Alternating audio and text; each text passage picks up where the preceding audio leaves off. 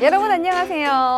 매일 10분씩 하루에 2번 집요하게 의학 지식을 파헤치는 지식탐정 김규리입니다. 아우 허리야, 이 소리 들리면 바로 디스크 떠오르시죠? 사실은 디스크가 아니라 이 질환일 확률이 높다고 합니다. 그게 과연 어떤 질환일지 딱 풀어드릴게요.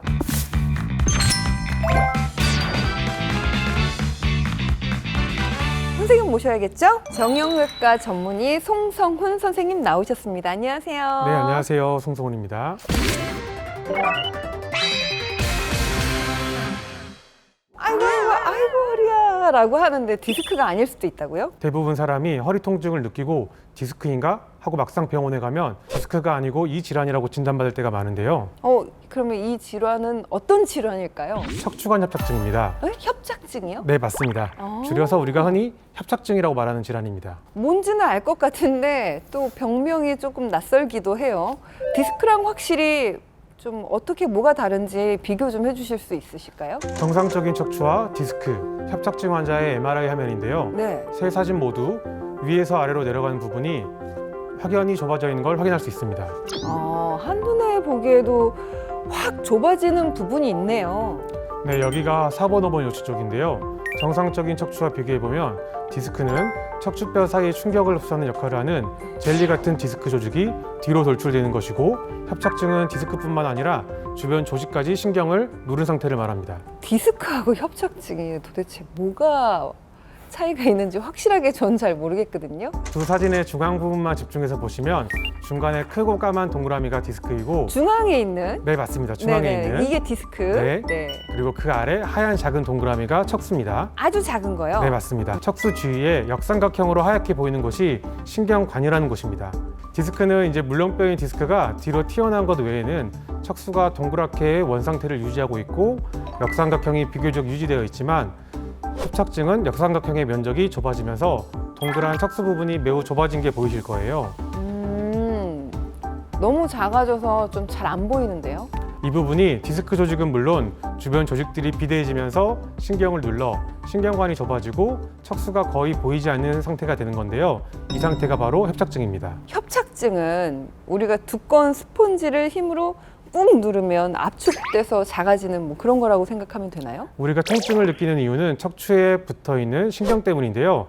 디스크는 앞쪽의 디스크가 뒤로 튀어나와 신경근을 압박해 발생한 염증 반응인데, 이때 우리가 요통과 방사통을 느끼게 됩니다. 반면 척추관 협착증은 앞쪽의 디스크뿐만 아니라 좌우, 뒤쪽에 골편 또는 후관절, 주변 조직들이 커지고 두툼해지므로 신경관이 흐르는 통로가 좁아져서 신경근이 압박되어 나타나는 신경압박 증상입니다. 근데 이런 협착증은 도대체 왜 생기는 거죠, 선생님? 허리 관절의 퇴행성 변화입니다. 나이가 들면 주름살이 생기듯이 허리를 많이 사용하게 되고 나이를 먹게 되면서 누구나 생길 수 있는 질환입니다. 협착증도 노화의 일환이라는 거죠? 네, 맞습니다. 피부도 그 노화가 오기 전에 이렇게 관리를 해주면 그 젊음을 계속 오래 유지할 수 있는 것처럼 척추 협착증도 약간 좀 관리를 잘하면 노화가 오는 걸 늦출 수 있을 것 같은데 어떤가요? 무거운 것을 나르거나 허리를 너무 많이 움직이는 행동을 하게 되면 허리에 부담을 주게 되어 퇴행성 변화를 촉진시키기 때문에 가급적이면 이런 행동을 피해야 합니다. 허리를 많이 구부리고 쪼그려 앉지 말고 척추 자세를 올바르게 해야 합니다. 또한 체중 조절 역시 척추의 퇴행성 변화를 늦출 수 있습니다. 쉽게 구분할 수 있는 방법이 있을까요? 개인적인 차이는 있을 수 있지만 협착증일 경우에 생기는 특별한 증상들이 있습니다. 이 증상인데 라고 하시는 분도 한번 체크해 보시기 바랍니다. 걸을 때 피가 안 통하는 느낌이 있다. 허리 통증이나 하지 저림 증상으로 가다 서다를 반복한다. 허리를 젖힐 때 통증이 악화되고 앞으로 숙일 때 통증이 완화된다. 허리를 젖힐 때 통증이 악화되고 그러면 구부릴 땐 통증이 완화되는 게 이게 협착증의 증상 중에 하나예요? 협착증은 보통 신경성 파행이라고 해서 몇 미터 이상 걷는 경우 허리 통증이나 하지 저림으로 걸으면서 계속 쉬게 되고요. 엉덩이가 빠지는 느낌과 함께 허벅지 뒤쪽이나 다리 뒤가 저리거나 당기는 듯한 느낌의 통증을 가질 수 있습니다.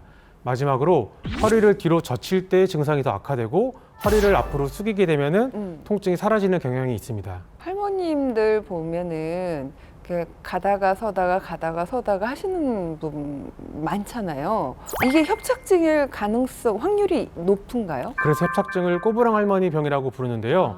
걷다가 통증이 심해지면 앞으로 숙이거나 쪼그려 앉아 쉬는 걸 반복하다 보니 허리에도 무릎 관절에도 무리가 가게 되고 결국 관절이 굳는 결과가 나오게 되는 거죠. 이런 증상이 있을 때 걷기 운동 같은 거 자주 하면은 별로 안 좋나요? 협착증의 증상이 진행 중일 때도 운동은 필수입니다. 운동을 통해 허리 주변 근력을 만들어주는 게 중요합니다. 운동을 하면 허리 근력이 강화돼서 눌리는 증상이 완화되고 무게를 분산시켜주니까 도움이 됩니다. 이런 협착증으로 고생하시는 분들을 위한 적절한 치료법 뭐가 없을까요? 증상의 정도에 따라 소염진 통제와 물리치료, 그리고 신경차단술이라는 주사로 치료를 하는 것이 가장 기본적인 치료인데요. 가능하면 수술적인 치료보다는 비수술적인 치료로 접근하는 것이 좋습니다. 그 신경 차단술이라는 주사가 허리에 맞으면 그렇게 아프다면서요?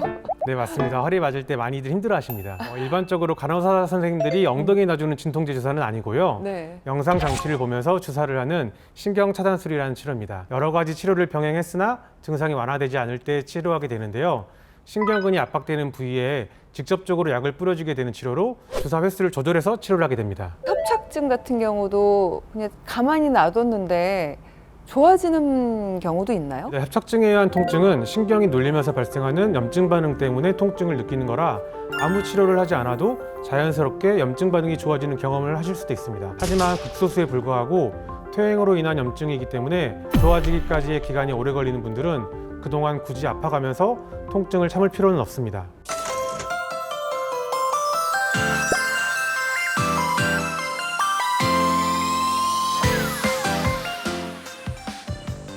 매일 10분 하루 2번 습관처럼 닥터 OBS 다음 시간에 만나요.